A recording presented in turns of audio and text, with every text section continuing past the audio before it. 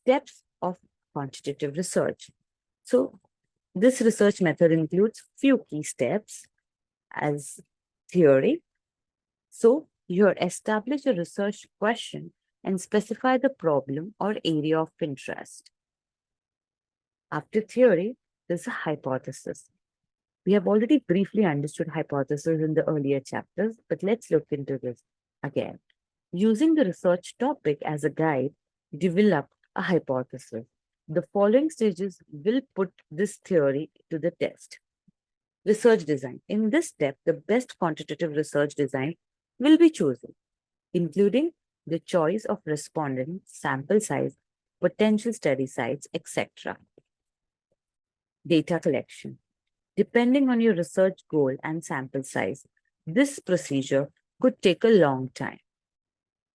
Data analysis. The gathered data are examined using statistical analysis. The analysis findings aid in confirming or disapproving your idea. Present findings. Inferences are made based on the data analysis and findings are conveyed as truthful as feasible.